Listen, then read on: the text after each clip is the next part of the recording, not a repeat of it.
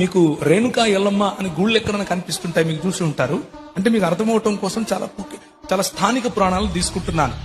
రేణుకా ఎల్లమ్మ కథ ఏంటంటే, ఒకసారి ఈ దాన్ని ఏమంటారు, జమదగ్ని అనే ఆయనకు భార్య ఉంటుంది. ఆమె గంధర్వుడు వచ్చాడు అని గంధర్వుని పట్ల మనస్సు పడింది అని ఈయనకు అనుమానం వస్తుంది. కేవలం ఏమొస్తుంది? అనుమానం మాత్రమే. అక్కడేమి ప్రూఫ్లు, నిలబడి మాట్లాడాలు, ప్రభు చెప్పినట్లుగా ఆమెను రాళ్లతో కొట్టకుండా ఉండటానికి కావలసినటువంటి ఈ న్యాయ వ్యవస్థ ఏమి ఉండదు. అనుమానం వచ్చింది. ఒరే, మీ అమ్మ ఏదో తప్పు చేసిందిరా, ఏసేయ్ అన్నాడు. కత్తి తీసుకుని పరశురాముడు వేసాడు, తలదెంపేశాడు. ఇది సనాతన ధర్మం చెప్పేటటువంటి నియమం. కానీ ఇక్కడ ప్రభు ఏం చెప్తున్నాడు? ఆమె తప్పు చేసిందో లేదో ముందు నిలబెట్టి మాట్లాడండి, నిలబడి మాట్లాడి ఆ తర్వాత చూద్దాం. అంటే స్త్రీ పట్ల రాబోయే ప్రశ్న అనుకుంటాను ఇది. దాని తర్వాత అంటే రాళ్లతో కొట్టి చంపడానికి కోసం ఇది చేయలేదు, ఇది ఆమెను కాపాడటం కోసం చేశాడు అని చాలా బిబు చాలా స్పష్టంగా చాలా ఈజీగా చెప్పారు. కానీ సనాతన ధర్మంలో అలా కాదు. అనుమానం వస్తే వేసేయటమే.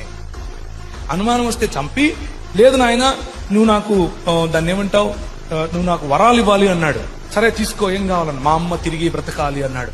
అరే ఎట్లయితే రా, ఇప్పుడు మన కష్టం కదా అంటే, అది గదిగో ఎల్లమ్మ పోతా ఉంది, నల్లగా ఉంది, లావుగా ఉంది, దాని తల తీసేసి మీ అమ్మ తలకాయ పెట్టు అన్నాడు. ఆమె బట్టలు ఎప్పుకొని పరిగెడుతూ ఉంటే, అందుకే ఈ జోగిని వ్యవస్థ వచ్చింది, అందుకే జోగులాంబ అన్న గుడి ఉంది. అందుకని ఆ చంద్రగుట్ట అనే చోటుకి వెళ్లి 1986లో ఒక ఎన్టీ రామారావు గారు సపరేట్ గా ఒక ఇది చేయాల్సి వచ్చింది.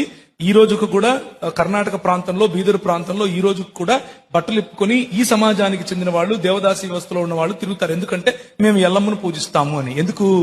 మేము దేవుడి కోసం మేమేమయ్యాం, సమర్పించుకున్నాం, బట్టలు తీసి తిరగడానికి సమర్పించుకున్నామని నేర్పించారు మన స్త్రీలకు. దీన్ని వివక్ష అంటారు. దీన్ని ఒక పద్ధతి లేకుండా, it is legalising prostitution, legalising your doubt. నీకున్నటువంటి డౌట్ ను లీగలైజ్ చేసుకోవటం కోసం అవతల ఒక అమ్మాయిని చంపి ఆమె తల తీసుకువెళ్ళి ఇంకొక అమ్మాయిని చెప్పి ఆమె తల మీద పెట్టి ఇద్దరిని దేవతలను చేయటం. అంటే నువ్వు చంపేది నువ్వే, దేవత చేసేది నువ్వే. అలాంటి ఎత్ర నారీ రమంతే పూజ్యంతే తత్ర దేవత. నారీ రమంతే పూజ్యంతే. పూజ్యం ఎందుకు నాయన? నారిగా ఉండి నీవు చాలు. చంపి పూజ ఎందుకు మాకు?